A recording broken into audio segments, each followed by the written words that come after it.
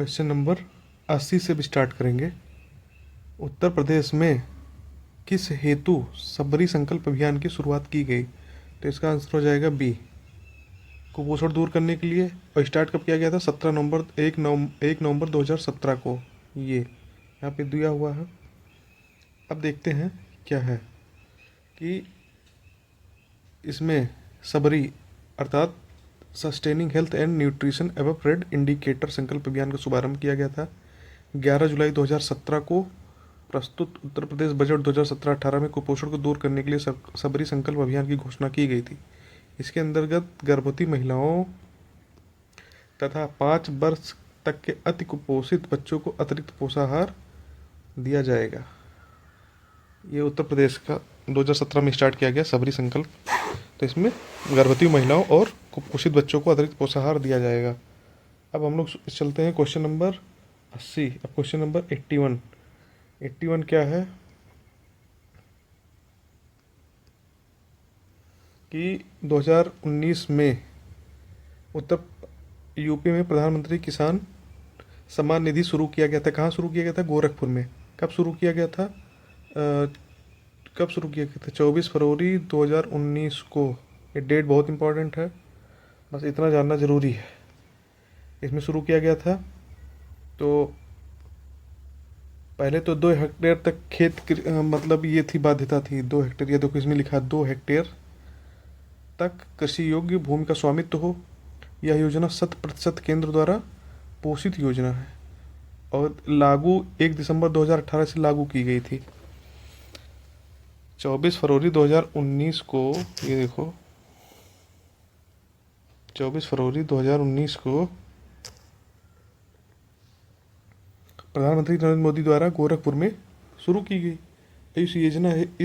इस योजना हेतु लघु एवं सीमांत परिवार पात्र होंगे। लघु एवं सीमांत परिवार 1 दिसंबर 2018 मतलब शुरू तो स्टार्ट तो किया गया गोरखपुर से 24 फरवरी 2019 से, मगर ये मानी गई पिछले डेट से 1 दिसंबर 2018 से। जून 2019 में सरकार ने 2 हेक्टेयर भूमि की बाध्यता समाप्त कर दिया और पात्र कृषकों को इस योजना में सम्मिलित कर लिया। अब चलते क्वेश्चन नंबर 22। क्वेश्चन नंबर 22 क्या है कि उत्तर प्रदेश सरकार द्वारा शुरू किया गया दस्तक अभियान किससे संबंधित है? तो दस्तक अभियान था जापानी इंसेफ्लाइटिस का उन्मूलन। गोरखपुर में बहुत ज़्यादा इसका मतलब पूर्वी उत्तर प्रदेश में तो बहुत बच्चों की मृत्यु हो गई थी इससे, उसी से दस्तक अभियान का मतलब। तो इसमें ये था, देखिए व्याख्या है कि 5 फरवरी 2018 को उत्तर प्रदेश के सीएम योगी आदित्यनाथ ने डोर टू डोर दस्तक अभियान का शुभारंभ किया था। दस्तक अभियान व्यापक सामाजिक और व्यवहार परिवर्तन का हिस्सा है। इसे यूनिसेफ के सहयोग से शुरू किया गया है। इसका उद्देश्य जन जागरण और जन सहभागिता के माध्यम से जापानी इंसेफ्लाइटिस या एक्यूट इंसेफ्लाइटिस सिंड्रोम को उन्मूलन को प्राप्त किया जाना है। अरे मच्छरों के काटने से बहुत बच्चों की मृत्यु हुई थी, वही है 82। अब हो जाएगा 83। क्वेश्चन नंबर 83 कि जुलाई 2018 की स्थिति के अनुसार उत्तर प्रदेश में सबसे लंबी ऊंचाई वाली सड़क। जुलाई 2018 की स्थिति के अनुसार उत्तर प्रदेश में सबसे लंबी ऊंचाई वाली सड़क कहाँ से कहाँ तक है? तो इसका आंसर हो जाएगा यूपी गेट से गाजियाबाद में राजनगर एक्सटेंशन विस्तार तक। यूपी गेट से गाजियाबाद में राजनगर एक्सटेंशन से। इसका मतलब ये है, अभी देखो समझ में आ जाएगा क्या है इसका मतलब। देश की सबसे लंबी है ये, देखो देश की सबसे लंबी 10.3 किलोमीटर 6 लेन वाली एलिवेटेड रोड यूपी गेट को राजनगर एक्सटेंशन से जोड़ती है और यह सिंगल पिलर सिस्टम पर बनी है। सिंगल पिलर ऐसे पिलर है, ऐसे इसके ऊपर ऐसे सड़क ऐसे गई है और 6 लेन की सड़क है ऐसे करके। तो देश की सबसे लंबी है ऊंचाई वाली। अब चलो क्वेश्चन नंबर 84 क्या कहता है कि प्रथम मोबाइल ओपन एक्सचेंज जोन का शिलान्यास कहाँ किया गया? प्रथम मोबाइल ओपन एक्सचेंज जोन शिलान्यास कहाँ किया गया है? तो इसका आंसर हो जाएगा नोएडा। अब ये 2018 में पूछा गया था, तो अब उस इतनी प्रासंगिकता है नहीं, लेकिन फिर ये देख लेते हैं कि इसका क्या है कि जुलाई 2018 में उत्तर प्रदेश के नोएडा के वर्ल्ड ट्रेड सेंटर, अब ये चीज़ में पता चल गई कि वर्ल्ड ट्रेड सेंटर नोएडा में है। देश के पहले मोबाइल ओपन एक्सचेंज जोन का शिलान्यास किया गया, देश के पहले। चलो क्वेश्चन नंबर 85 कि संयुक्त प्रांत का नाम बदलकर उत्तर प्रदेश विधिवत रूप से कब किया गया, तो इसका हो जाएगा सी आंसर 24 जनवरी 1950। स्वतंत्रता प्राप्ति के समय स्वतंत्रता प्राप्ति के समय इस वर्तमान राज्य को संयुक्त प्रांत के नाम से जाना जाता था। भारतीय संविधान लागू होने के ठीक 2 दिन पहले 24 जनवरी 1950 को इसका नाम बदलकर उत्तर प्रदेश कर दिया गया। इस ऐतिहासिक दिन के महत्व को रेखांकित करने के लिए वर्तमान सरकार ने 24 जनवरी को उत्तर प्रदेश दिवस के रूप में मनाने का निर्णय लिया। अब चलते हैं क्वेश्चन नंबर 86। इसमें क्या है, प्रसिद्ध संगीतज्ञ तानसेन को ध्रुपद गायकी में महारत हासिल थे, वो किस मुगल सम्राट के दरबार में थे। यहाँ पे 2 क्वेश्चन हो गया। एक तो पूछा जा सकता है कि भाई तानसेन को किस गायकी में महारत हासिल थी, तो उसमें ऑप्शन बना के दे देगा, उसमें ध्रुपद भी होगा, तो ये जान लेना। यही प्रश्न में भी हो गया है एक चीज़ जानकारी कि ध्रुपद गायकी में उनको महारत हासिल थी, और वो अकबर के दरबार में थे। 9 रत्नों में से एक थे, 86 का ये हो गया, 9 रत्नों में से एक थे। और ये भी कहा जाता था कि वो इतने मतलब अच्छा संगीत का ज्ञान था कि अपने गायन से दीपक जला सकते थे, ये चीज़ है, दीपक जला सकते थे। और क्वेश्चन नंबर 87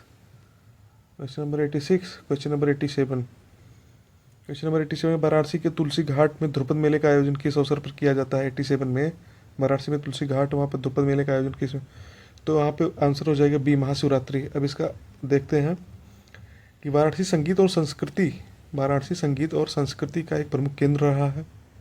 यहाँ तुलसी घाट के खुले प्रांगण में गंगा तट पर प्रतिवर्ष ध्रुपद मेला का आयोजित किया जाता है।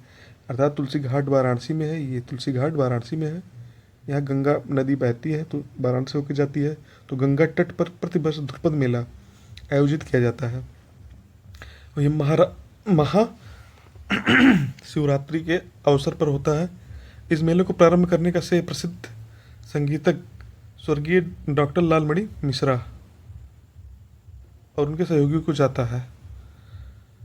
अब चलते हैं क्वेश्चन नंबर 88। ये क्वेश्चन बढ़िया है। तबला वादन के बनारस घराने का परिवर्तन किसने किया था। तबला वादन के बनारस घराने का परिवर्तन, तो इसका हो जाएगा आंसर ए, पंडित राम सहाय। पंडित राम सहाय ने, तो तबला वादन की दुनिया में बनारस घराने का एक अपना विशिष्ट स्थान है। बनारस घराने का परिवर्तन तबला वादन में पंडित राम सहाय ने किया था। एक चीज अच्छा देखिए कि तबला वादन के घराने, मतलब कि घराना होता है जैसे संगीत सिखाने का केंद्र होता था, वाद्य यंत्रों को बजाने का, तबला हो गया, शहनाई हो गया, नृत्य हो गया, गायन हो गया, तो उसके केंद्र लखनऊ होते थे, बनारस होते थे, ऐसे ऐसे जगह जगह, तो उन्हीं के नाम पर घराने के नाम पड़ गए। अब जैसे तबला वादन है तो बनारस में कुछ थोड़ा सा हेर फेर के साथ तबला वादन होता होगा, और लखनऊ में, इसलिए घराने थोड़ा अलग हो जाते थे। लेकिन इसमें खास बात यह है कि जो पंडित राम सहाय थे वो लखनऊ घराने के प्रसिद्ध तबला वादक मोदू खान के शिष्य थे। अगर मोदू खान आ जाएगा तो ये भी तबला वादक थे, लेकिन ये लखनऊ घराने के थे। अब क्वेश्चन नंबर 89 क्या हो गया, आधुनिक किराना घराने की नींव किसने रखी थी। आधुनिक किराना घराने की नींव किसने रखी थी, तो इसका आंसर हो जाएगा अब्दुल वहीद खान, अब्दुल करीम खान। ये क्वेश्चन नंबर 89 है। क्वेश्चन नंबर 89 का ए आंसर हो जाएगा। ए हो जाएगा कि अब देखते हैं इसकी व्याख्या क्या कहती है। ये किराना घराना भारतीय शास्त्रीय संगीत के सबसे लोकप्रिय घरानों में से एक है। इसकी नींव कैराना के निवासी अब्दुल करीम खान, अब्दुल वहीद खान ने रखी थी। यह घराना अपने सुरों के लगाव और बारीकियों के लिए जाना जाता था। एक चीज देख लो ना, अब ये देखना है कैराना घराने के बारे में कि भारत रत्न पंडित भीमसेन जोशी ये इसी घराने से थे। ये बहुत महत्वपूर्ण बात है। अब 89 190 अब क्वेश्चन नंबर 90 क्या होगा कि कीठम झील और सुर सरोवर पक्षी अभयारण्य कहाँ पे है? तो ये तो है ही है भैया, आगरा में है कीठम झील और सुर सरोवर पक्षी अभयारण्य। अब इसके बारे में जान लेते हैं। कीठम झील, जिसे सूर सरोवर भी के नाम से भी जाना जाता है, इस झील को 2020 में रामसर स्थल के रूप में नामित किया गया है। कीठम झील को 27 मार्च 1991 में उत्तर प्रदेश द्वारा राष्ट्रीय वन्यजीव अभयारण्य के रूप में घोषित किया गया था। देखो, कीठम कह लो या कीथम कह लो, दोनों लिखा है। और सुर सरोवर पक्षी अभयारण्य आगरा में स्थित है। कीठम झील, जिसे सुर सरोवर के नाम से भी जाना जाता है, और इस झील को 2020 में तो संरक्षित रामसर स्थल के रूप में नामित किया गया है। कीठम झील को 1991 में उत्तर प्रदेश द्वारा राष्ट्रीय वन्यजीव अभयारण्य घोषित किया गया था। अब हम चलते क्वेश्चन नंबर 91।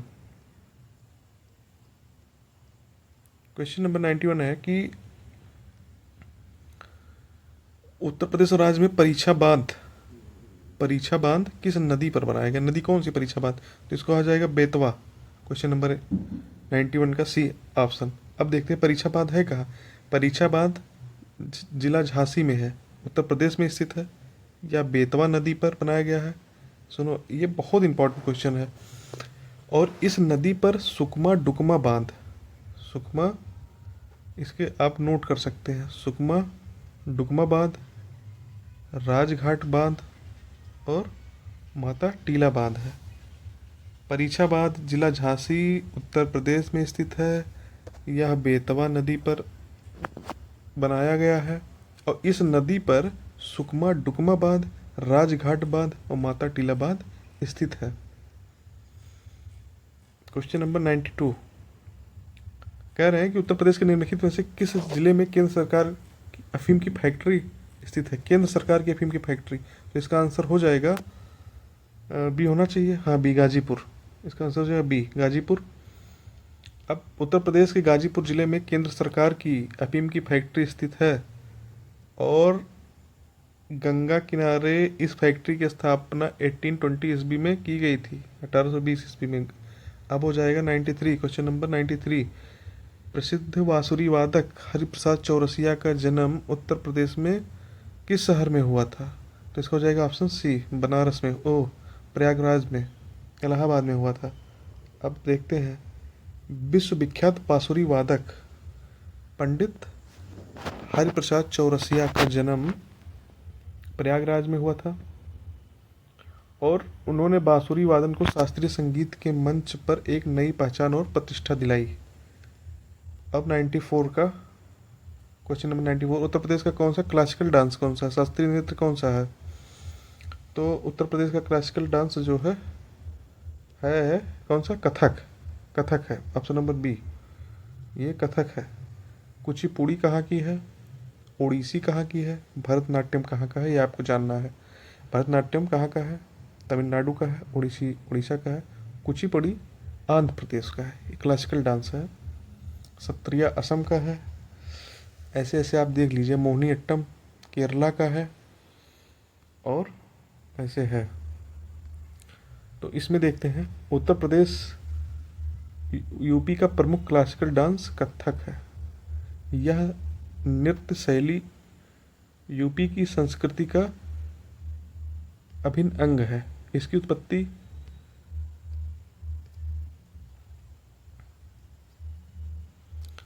उत्पत्ति कथावाचन, कथा कहने की परंपरा से मानी जाती है। मुगल काल और नवाबों के संरक्षण में, विशेषकर लखनऊ और अवध के दरबारों में